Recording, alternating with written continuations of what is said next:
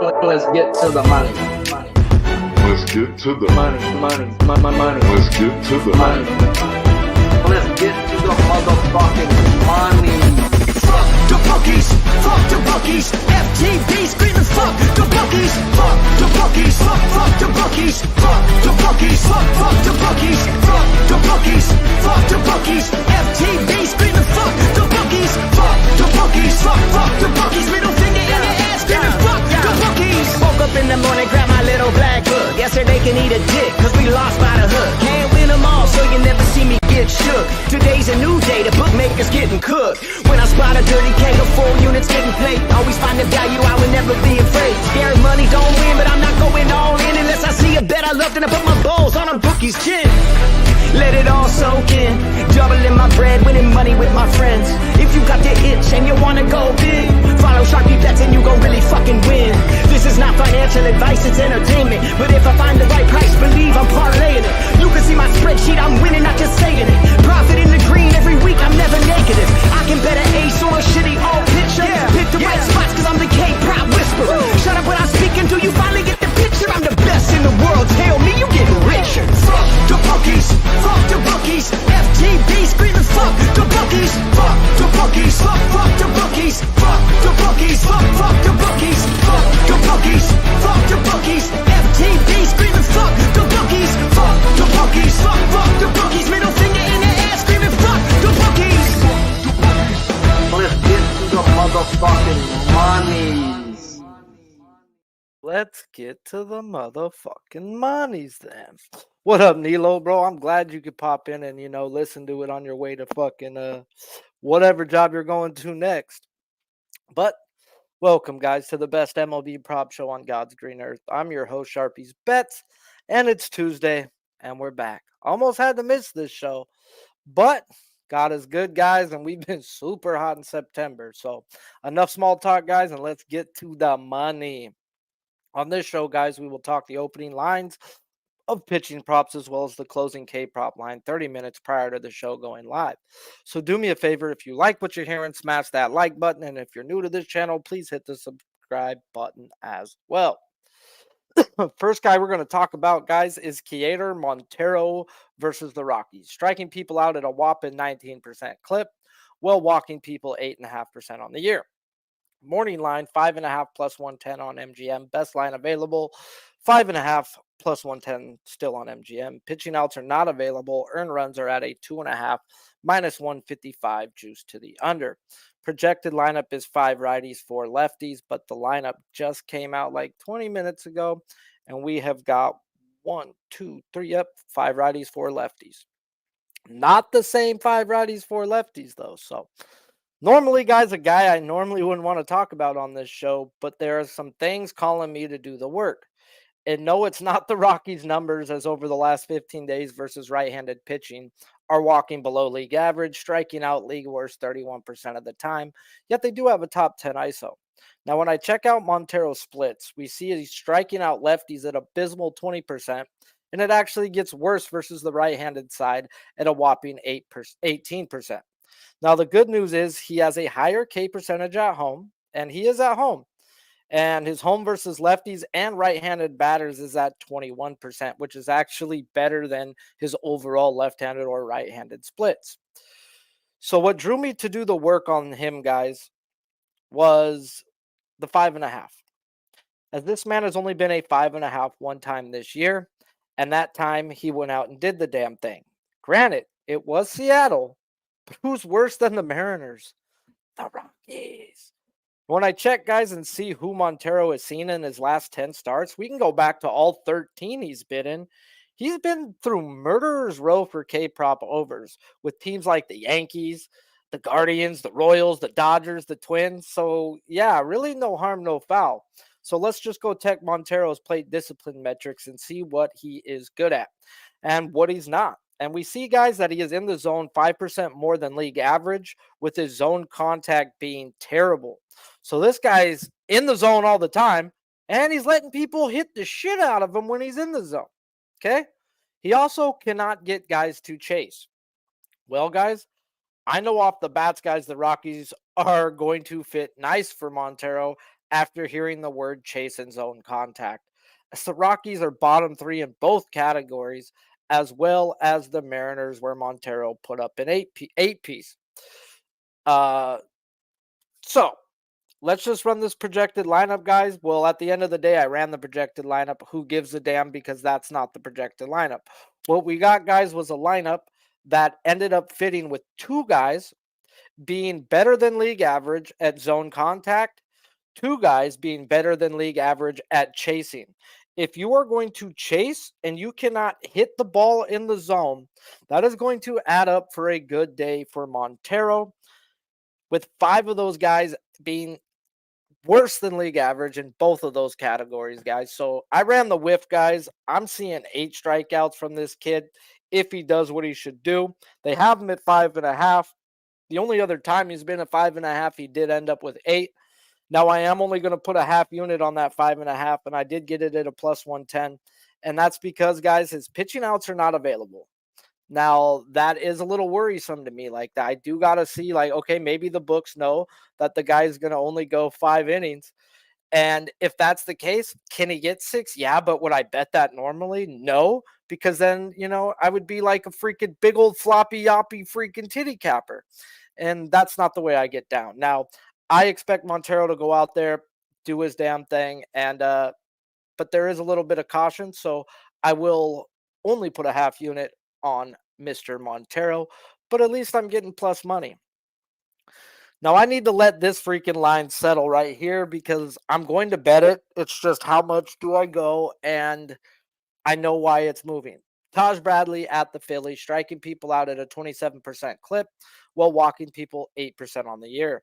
Morning line was 6.5 plus 120 on MGM. Best line available. It was still 7 plus at plus 115 20 minutes ago, but then lineups came out 3 minutes before the show, and FanDuel moved it to a 5.5 minus 164. And that to me is a little scary. Oh, nope, FanDuel's back to the 6.5. It was there for literally 2 minutes, guys, and it came back. So at least, I'll tell you guys, FanDuel is the sharper book, and you better have some balls if you're going to freaking go against FanDuel. And what I mean by that is if FanDuel's showing a 5.5 and everybody else is at 6.5, that's going to tell you 6. It might be 6 exactly. Now, if they're up to 7.5 and everybody else is 6.5, 7 is the minimum that guy's going to get, guys. So just something that I have picked up on. And I've been able to freaking notice shit like that since the beginning of time. And that's why I'm good at betting baseball, I guess. But something you do got to pay attention to, but it's not there. So let's not worry about that. Taj Bradley's outs are 17.5 minus 135 to the under. Earn runs 2.5 minus 145 juice to the under. They have the lineups out. They only switched Riamoltu for Stubbs. Stubbs is a lefty, so that makes it 1, 2, 3, 4, 5, 6 lefties, 3 righties. Which what in the Sam hell are they fucking thinking, fellas? Let me get to go talk to Tajathan, guys, because if you didn't know, you should know. I was the original conductor. Granted, I gotta give credit where it's due, but I was the first person talking K-props on Taj Bradley, but shout out to Noli Knows. He may be listening. He may be listening later, but he told me before he even got called up, he's like, bro, this kid pitched at Dodger Stadium when he was 16. This kid's the real fucking deal. Pay attention to Taj. And man, has this dude been nothing but good money to us, guys. So let's just get in on the Taj train as these cucks want to run 6 lefties versus this man. Where this year he's striking lefties out at a 29% clip compared to 24.5% versus the right-handed side. It's just even better. Very nice. But let's just talk the Phillies, guys. And I can't even look at their numbers over the last 15 days because it's not the same Phillies team without Baum in the lineup, guys. So without Baum in the lineup, and even with Baum only missing the last 4 days, they're still striking out at a 24% clip. So the only way you could think is it's going to go up when their best contact hitter, maybe their best hitter, period, is just not in the lineup anymore. So at the end of the day, I need to let this line settle, guys. I am going to bet the 6.5 over. Like I said, I was waiting for the lineups to come out. lineups have come out. The only addition that we have is Stubbs for Riamaltu, which that does actually suck in my opinion. But at the end of the day, we need guys who chase with Taj. When we go look at his plate discipline metrics, he's better than league average at everything except chase, where he's just league average. And if you're going to chase versus this man, it's going to make it a little bit easier for Taj to hit these overs with. And for the fact of it being, we're going to go through this projected lineup and look for the chase. But before we do that, guys, what called me to Taj from the first place before I even went and did the work is, why the fuck is Taj a 6.5? Taj should be a 5.5. 5.5 at a minus 115. At best, minus 120, 25. The guy's only hit the over freaking 5.5, 5 of his last 10 games. The over 6.5, 3 of his last 10. And these guys aren't striking out at a number to where you would adjust it to. The books know something, so we got to figure it out what they know. And I figured it out, I believe. And I'm willing to bet it. And I'm going to bet it. I haven't got to it. As soon as this show's over, or when we're talking hitting props, I'm going to bet it. I'm going to put a full unit on Taj over 6.5 at the plus money. And here is why. We have 6 of the 9 guys in this projected lineup that chase. When we run the whiff in this projected lineup, we come up with 7.5 on a bad day. You give me this lineup with the amount of lefties on top of that, like that's not even tapping into the lefties into that right there, guys. That 7.5 is just on whiff alone. That wasn't whiff built into chase. I see a monster day for Taj out there, guys. We got a very impatient team, and a team where everybody in this lineup except one person can strike out more than once. That one person that probably not striking out, guys, is going to be Stott, where Schwarber and Marsh are the other 2 who don't chase, but they whiff it everything he throws, be it the four seam, the cutter, the split, or the curve. So if he's just in the zone, gets them to foul off a couple, he will then get them to open up, or he can get them to miss it in the zone if he's in the zone. He can get those guys as well, guys. So give me a full unit on Taj. Once we start talking hitting props, I'm going to go sign it and bet it. But yeah, Taj Bradley to the fucking moon, please. And thank you, God. Well, it's about that time, fellas, and I know you've been missing it because he's been hotter than fucking fish grease, but you probably watch his shows too because you don't want to be missing out on no damn money. Money's a good thing, guys. And this guy fucking stacks the monies. Don't tell me you were on the Jets last night. Don't do it. Nah. Megalodon, the size of really 2 school buses. Are they extinct? Are they extinct? That's the big question. What's the new evidence now? A satellite photo near Sao Paulo. When you compare them next to the first photo, I'd say that's a 70-foot shark. Oh, shit. Maybe you should put the freaking right thing up there. So, hey! Sharpie, what up, my guy? How are you? I don't know. I was just talking. I don't even know what you were on. I didn't bet the game last night. I watched it, but I know everybody in their mom was on the Jets. And, man, did the Jets. Jets. That's what the Jets do. So I'll tell you right now. I'm a late is great better. Early in the week, I looked at it. I jumped in on the Jets plus 4.5. My circa entry, Jets plus 4.5. We get to the game yesterday. I'm doing the show. Now, first of all, I made some very unpopular opinions, specifically saying, stop with this autoplay of the unders in primetime games. Stop it. Actually do some fucking capping, Sharpie. I know we're here to talk about baseball, but I see they're 25-2 and 27 unders. You know what? At the very least, go do some other research so you're not just coming in flopping your dirty hog on his fucking under and then taking a big L. Period. Once everybody knows about it, we already know the secret's out. Now, before the show started, they announced that Christian McCaffrey was going to be out.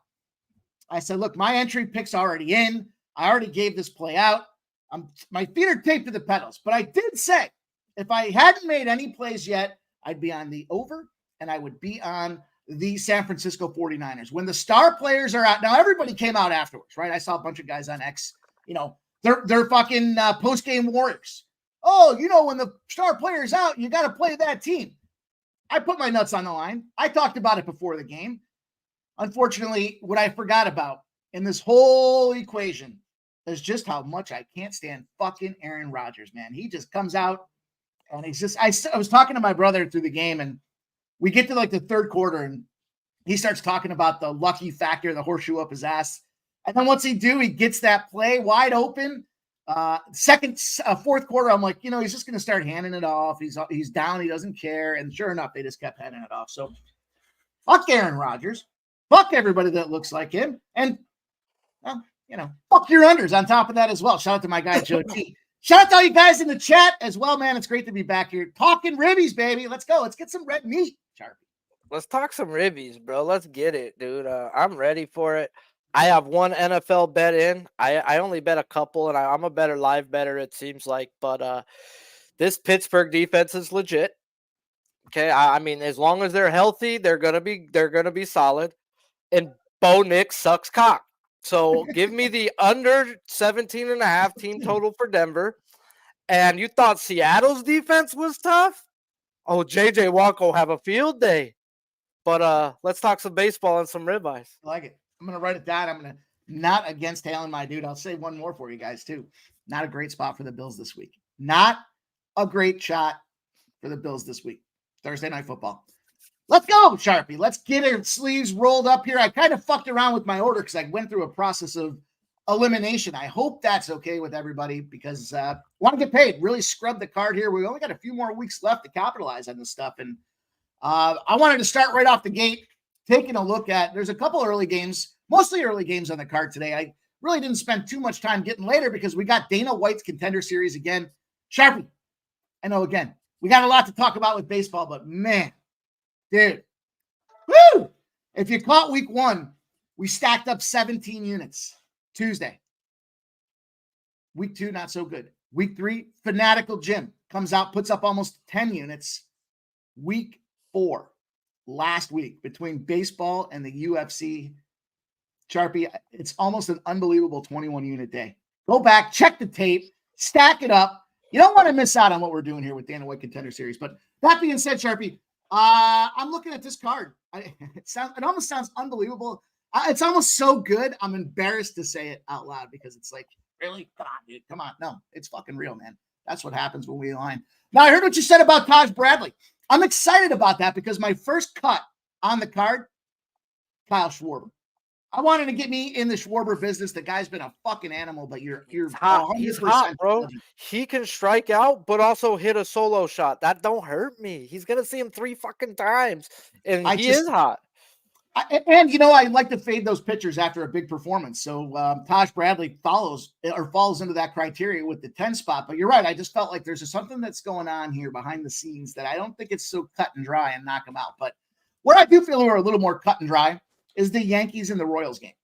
We're looking at this thing here, and we got, Seth Lugo, okay, Marcus Stroman, okay. When I see these two guys, the big thing to me that jumped out is a great stat that I saw the other day. Bobby Witt Jr. and the number of home runs this guy would have had if he was playing at Yankee Stadium versus where they're playing out there in their hitter-friendly ballpark, and the number would have gone up by like 38. So, they do that expected home run process that we've talked about before when it comes to like home run derby and stuff like that. And, now I'm looking at Stroman and I peel the covers back on this guy and he's qualifying for bag of shit criteria. 3.2 innings pitched his last game. He gets up 9 hits, 5 earned runs, and only 3 strikeouts. Prior to that, he's been averaging around those fives. He's going about 5.5 innings, 5. Then he goes out there, he gets that 7. This is where I kind of look back at the Taj Bradley thought and say, what happens after they get kind of their peak? Well, they tend to implode, and that's exactly what happened to Stroman. I think it's a little different for Stroman this year, though, because, again, some mileage on the tires, the tread's starting to wear thin. Bobby Witt's priced right in that sweet spot at plus 145. The dude's a fucking monster against righties. He's hitting a 335. That's almost Major League Baseball best when it comes to the number of at-bats with 462. I think he can go out there and knock this thing around. Not to mention, on the flip side of it, Stroman's a 252 against righties and a 277 against lefties. I don't see any reason why we don't. You look at Stroman's overs, his last 16 starts, 14-2 to the over. It's hit 9 straight times when he's at home. That's just a huge intersection point. They're getting busted up, by the way, in those games. 7-5 on average over the course of that. Do you know when you bet Stroman? There's only very few times to bet Stroman, and the last time he pitched, it was the Little League that he pitched a really good game. That's right. The Little League Classic. Big game Stroman. If it's a fucking monster game and it means something, the dude shows up with fucking cojones and does something. If it's in front of it means. If not, dude, the dude just shows up like, bink! I give him 13 mil. Bink! I got the trifecta pack here. I got an over pitcher in an over ballpark with a guy that's busted out batting average best in Major League Baseball. Plus 145 is that sweet spot. He's in the two spot. And it's Tuesday. What type of big games on a Tuesday, bro? Nothing. If anything, it's the last game of the day, and those Japanese guys are staying the fuck awake to watch some Shota and Yoshi. Shout out to you for even beginning to pronounce those two names, because when I looked at the card earlier, I was like, fuck. Let's go. Let's keep it rolling. I can't believe I'm going to do it, you guys. This is going to be the last opportunity, the last at-bat, if you will, for anybody in the New York Mets uniforms out there. I hate the orange and white pinstripes out there. I just can't stand them. But they're playing a Blue Jays team. David Peterson, Chris Bassett. I'm going to the hot bat right now. You know, I'm looking at Mark Vientos. The guy's at a plus 200, but he's getting steamed. So this is the early steam alert. He's down to 175 on some books already. So get your eyes and ears, your fingers, clickers ready to go and knock some Mark Vientos down here. His last 7 days, 6 games, 6 hits, 3 home runs, 5 RBIs, but 7 Ks. So he's averaging, contact. The question is, what can that contact do here? And I think this is an opportunity. Bassett, the lefty position, what I like most about this, there's Brandon Nimmo. Fuck him. And, he can go pile himself into the Aaron Rodgers bucket. Anybody that looks like him. That being said, though, he's a lefty. Lefties are hitting 297 against Bassett. I like him getting on base. I like Vientos follow him back through. Again, another guy with a ton of at-bats, 237 at-bats against a righty. He's hitting 253. I think it's a good opportunity. And he's priced at plus 200. Stupid money. Now we look at David Peterson in Mets starts. He's 14-2 in his last 16 starts. Why is that important? Because if they're going to win, they got to score. And the guy to get the driving runs in there is Mark Vientos. They're outscoring opponents 7-3 over that sample size as well for Peterson. So it's a nice Met spot. But I like the Vientos at plus 200, 2-1 my money on a guy that just makes a ton of fucking sense. Get it to me. Let's go. Are you on the Bassett side, or is the Ribeye a little tough? Was the Ribeye a little tough? No, neither. I'm over here stressing like, okay, dude, like I'm on Taj, bro. I bet him and all that, but I try not to let umpires sway me unless it's something that like you need. But I guess I got a freaking hitter's umpire, so Schwarber may be an actual look today because Schwarber don't chase. So Taj needs to. Whew. Look, I told you I did the research. He was first cut. Schwarber was a plus 210, 7 games played, 30 at-bats. I mean, what do you need to say? The guy's a fucking monster right now. 30 at-bats, 13 hits, 6 home runs, 12 RBIs. Needs to stay in the zone today, dude. No wild thing, bro. You get call a fucking strike, and a ball. Taj at times, I bet on him, bro, and he misses by 3 feet to where you're not even going to compete at swinging at that. At least make it near the zone to where they have to fucking offer. What doesn't make sense to me about the Schwarber thing here is when I was looking back, I like to look at the last 7 and 14 days. Had a lot of success with WRC plus factors, kind of, especially this time of the year. But for some reason, pitchers want to gun this guy down. Maybe there's like that big balls factor to say, I got him, right? He's only been walked 3 times over the last 7 games that he's played. I mean, he's got 9 Ks, so there are some guys that have gotten him. But when you look at the numbers and you see 12 RBIs, he's gotten them way more than they've gotten him. It's baseball, bro. If you can get 1 of 3, you did your job. You're 300 in gravy, right? I mean, that's something fucking. That's why the Phillies have Schwarber leading off. He is not the leadoff hitter. He is a fucking 3-4 hole hitter on any other fucking team. But they're like, we'll take home runs. Because why? Because pitching and home runs win in the playoffs. Oh, man, I just, yeah. And who's been predominantly, the Phillies have been at the freaking pennant now the last few years. They've been knocking on the door. You keep on knocking, but you can't come in. They ain't walking through that door. Maybe this is the year they walk through that door. Damn it. I hope so. It's always fun to see, good Eagles football, solid MLB, and then the NHL pops off, and the Flyers are always good to start the season. Speaking of Eagles, before we get to the next RBI, I was telling everybody RB1 this year, take him over McCaffrey. Saquon fucking Barkley. People Dude. laughed at me. My brothers didn't. A couple people are like, bro, I did it. I took him number 2. I took him number 3. I just did it. And I'm like, bro, you'll thank me. And they're hitting me up middle of the game like, bro. I was like, this is the best offensive line, the best offense, and it's Saquon fucking Barkley. What The dude squats a fucking minivan. He's a 3-down back. He's jacked up to be there. He's definitely RB1. They needed his ability to go out there and complement that offense because Jalen Hurts can't be throwing the ball 42 times a game. So now you got not just an RB1, but you got the RB1 that's going to go out there and 3 touchdowns. Man, that first touchdown too, when he caught that thing on the left inside goalpost there, or the left inside out of bounds marker there for the end zone was unbelievable. It just perfect timing, perfect stride. And listen, it makes a ton of sense. Now you could argue, well, there was some sloppiness, of course, but if you bring on a new offensive coordinator, you kind of radically transform your offense to have a huge number 1, and you got a new center as well. What is going to happen? You're going to have some missed handoffs. You're going to have some sloppy timing and getting the things right on the goal line. But, at the end of the day, Eagles are loaded for bear. I know we're talking baseball, Sharpie, but it's football season, brother. You know what we do. Hey, bro, it's my show. Ain't nobody paying me. Most of these guys appreciate it. 3 guys took off, and those 3 guys will come back in 2 minutes. They're here for the bets. Well, you don't want to hear football? Come on. I got one more too for you guys in college football. Take a look at Texas State on Thursday against Arizona State.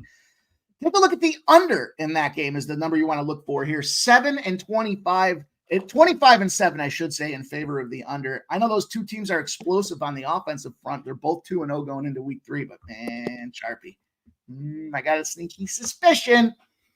Speaking of sneaky suspicion, Sharpie, I'm going to go out to this Baltimore Orioles Red Sox game here. Saw runs yesterday. I don't really see any reason not to get runs in the lineup again today. Cutter Crawford, of course, Albert Suarez, 4.08, 3.49 ERAs for these guys in their positions. Okay. I mean, middle of the road at this point, not really elite status, but what I think is elite is certainly the ability for Anthony Santander to come through and crack. He's in the 4th position, so give him the old cleanup. He's got Gundog Henderson as a lefty in front of him. He's got Adley, a switch hitter in the 2 position, and then there's O'Hearn in the 3. Yeah, you want a cleanup pick. You want Santander in that cleanup role. You look at him specifically against righties, 389, plenty of at-bats. With a 247 to boot with it, it's a guy you want to certainly get involved with. 6 games played his last 7 days, 22 at-bats, 6 hits, a home run, 5 ribbies, only 2 walks. Again, a big thing where they're not overly concerned about this guy in the lineup that they're trying to go out there. Like, you don't want to see a 1-to-1 games played walk ratio, right? Because then if you're getting 3 or 4 at-bats, well, the numbers, right? It's just that much hard. You got to go be that much more successful in 3 of your other at-bats that are out there, and it's tricky. But he's got 55 RBIs on the road. He's priced at plus 150 right now. And again, I think there's going to be offense at Fenway. The wind kind of coming in across center field to the right.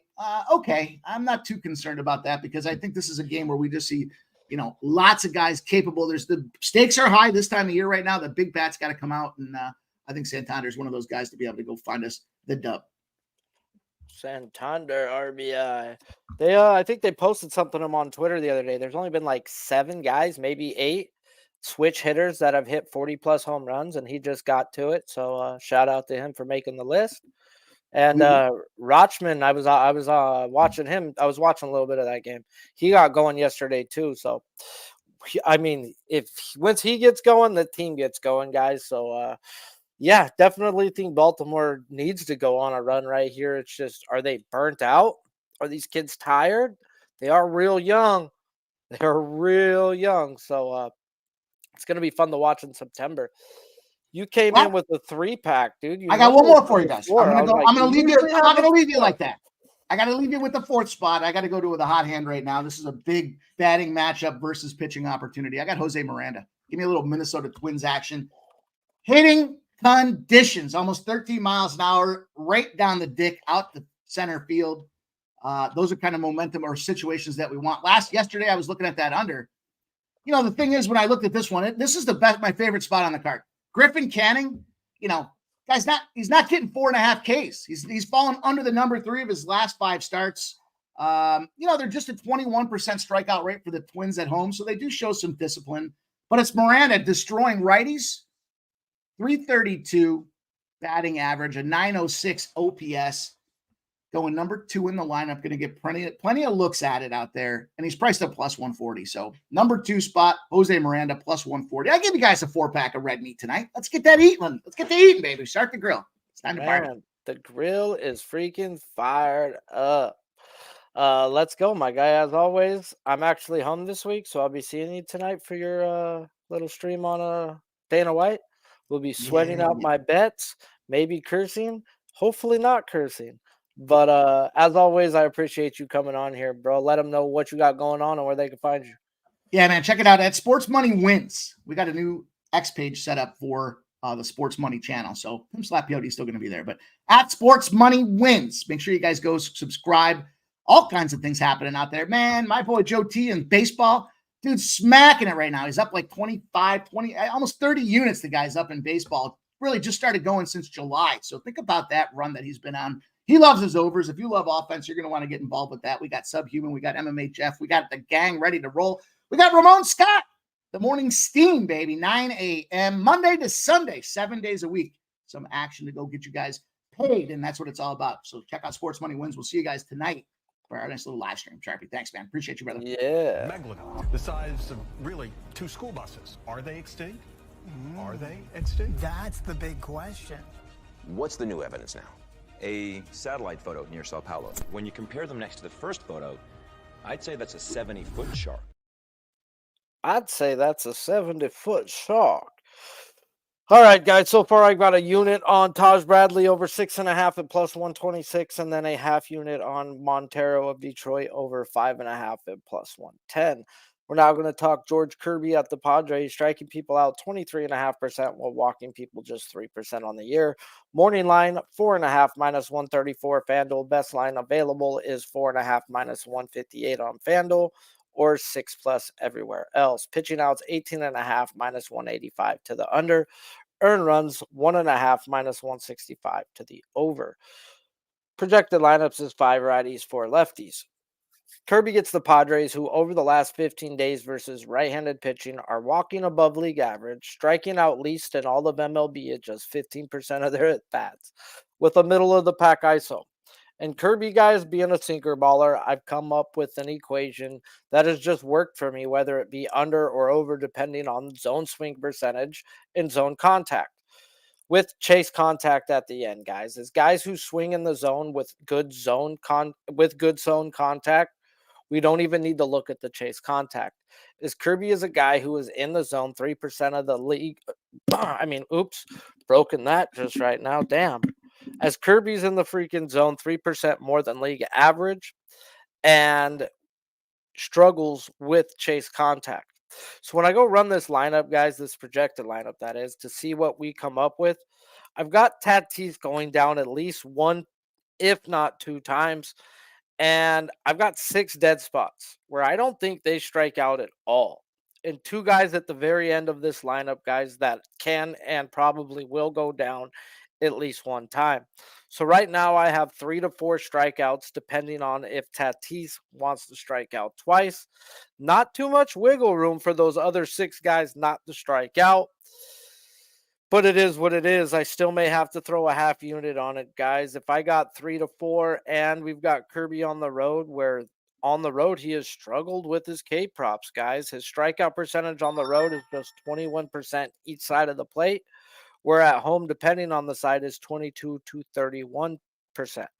So it's under or nothing, guys. And with the 4.5 super juice, 6.5 it's 4.5 plus money to the under, and the 5.5 super juiced, I would actually go bet the 5.5 now and find something you want to parlay it with, because I don't see this man getting 6 fucking strikeouts today.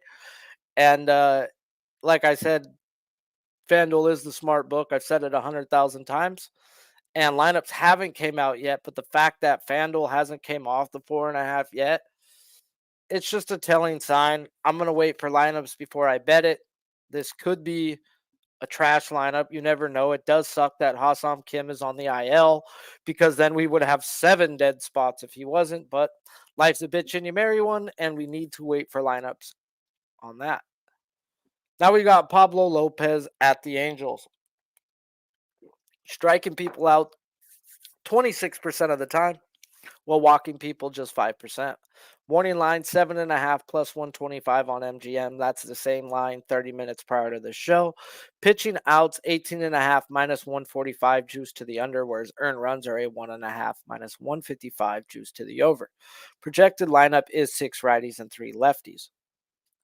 Pablo gets the Angels, who over the last 15 days haven't been that bad, as they are league average in walking, striking out 23% of the time, with the second best ISO in the game. Okay. The Angels are hitting? Nah, I gotta go check this out, guys. Who the hell have they seen? Now I checked, guys. They did play the Rangers, who don't have a pitcher I think I bet on all year. Oh yeah, I've made the mistake of betting lighter. I'm not gonna say I haven't, but I've made money fading him since. Then, guys, they got to Bobby Miller and they got to Walker Buehler, who both haven't been nothing to write home about, and both have ERAs above 7. So it's like, really? Okay. But then they did see Seattle, guys, where they did get to Kirby and Miller. Neither of them went 6 innings or even had 6 strikeouts. So maybe they are hitting a little bit. So let's go check Pablo's plate discipline metrics and run it up versus the Angels' projected lineup. And we see Pablo, guys, is in the zone 2% more than league average, and he is better than league average at zone contact, chase, and chase contact. Yet numbers are like lawyers. They don't necessarily lie to you. They just don't tell you the whole truth. And even though his chase contact is good, he has not done well versus the top teams in chase contact, as he has seen 5 of the top 6 teams, and he has not hit the 7.5 they have put him at today. Matter of fact, in the 7 games versus the least chase contact, Pablo is just averaging 4.8 strikeouts a game. So let's just go check this lineup and see what we get. And we have 8 guys we can look at, with 1 guy or kid having less than 100 at bats. And we have 5 of the 8 worse than league average at chase contact. And when we look to check the past history, 3 of the 2 guys, we got 2 of those 3 guys that are good at chase contact. 2 of them have seen them in a combined 16 plate appearances and are striking out 31% of the time to Lopez. So yeah, guys, we have to go check the whiff to his pitch mix, as the chase contact says we can fire. And I come up with 8 guys plus a question mark on the kid. Now, if we take in past history with the kid, we have 9 plus. Now, it's hard for me to take in the past history of Chenal, as it's just 5 at bats. Yes, he struck out twice, but everything else in this kid's arsenal says that he probably shouldn't strike out this time around, guys. So it's hard for me to knock Chenal for a strikeout. Yet Drury has struck out 24% of the time to Lopez. He's the other guy with chase contact with some history versus him. And it's just not going to work out, right? I mean, he's in the 7th hole. So what is he going to see him 2 times? Can he get him 1? Maybe, but he's only getting him 24% of the time. So those 2 are going to be tough. And Rendon is the other guy that was good at chase contact. And then 10 or 14 at bats for Rendon? He's only struck out 1 time. So 10 at bats for Rendon. He's only struck out 1. So the end of the day, guys, it's going to be either over or nothing with Pablo. I may pull him down 1 to alt him with something today, or I may just put a half unit on it, as I get why he's a 7.5. And yeah, it's over or nothing, but I don't know if I'm going to bet him. I really don't. Now, I did have a write-up, guys, on Birdsong, as he was listed for the Giants, but he got scratched, and I'm looking to take his earned runs over or his outs under. as I just faded him versus those Milwaukee Brewers. And if they want to play him tomorrow, that's the same way I'm going to look at it. Now, I do have action in the late night game between my Dodgers and the Cubs. Yoshi is not going to go more than 75 pitches today, and the Dodgers don't have Teoscar Hernandez, meaning my team is the same old can't hit a good lefty with this lineup. And I believe Shota is a good lefty. And being in Chavez Ravine tonight versus his old teammate, I expect a pitcher's duel for at least while they're out there. And for that, guys, I have a half unit on the first three under 2.5 at minus 130. And I may look to parlay the Dodgers team total under 2.5 first 5 as it's juice to the gills, guys. Or I may take the shot on the earned runs under 2.5 as they want to give me plus money for that. So I don't think this lineup's the same without Teoscar. I think it's kind of weak. And I expect both these guys to show up and shove. I expect a quality start coming from Shota. I don't expect Yoshi to go more than 75, and that may be max. It may be like 65, 68, depending on how he's cruising and what he looks like. The Dodgers don't like to pull a guy out mid-inning. Something we've been doing for years now, guys. If they know he's at 75 pitches, he ends an inning with 68, they're not going to bring him out for one batter unless it's a righty, then a lefty up next.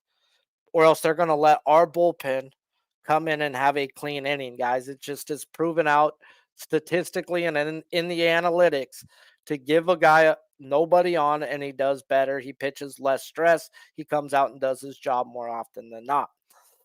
Dodgers bullpen is stacked and ready to go. This may just be a clean bet, straight under game. I'm not really sold on the Cubs bullpen myself, or else I would have jumped on that already. So I do, maybe it's a Cubs team total under. If they jump Yoshi early, I do expect Yoshi to settle on in.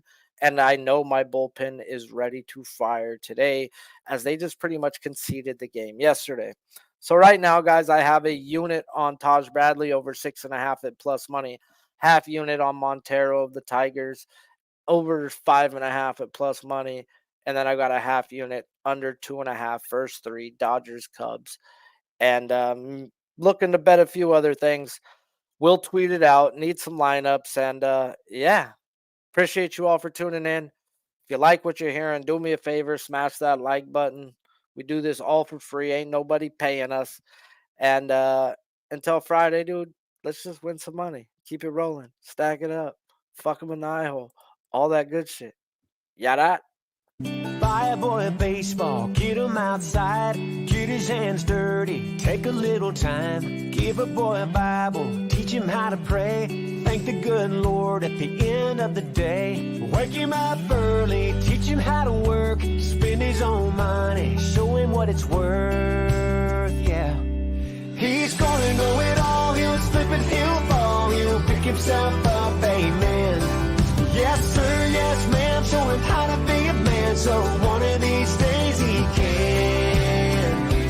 Buy a girl flowers, take her to a show, treat her like a lady, and maybe down the road, you'll give a girl a diamond, put it on her hand, watch her and her mama, making all the plans, then get a little house on a little piece of land, build a little family, so maybe one of these days he can, yeah.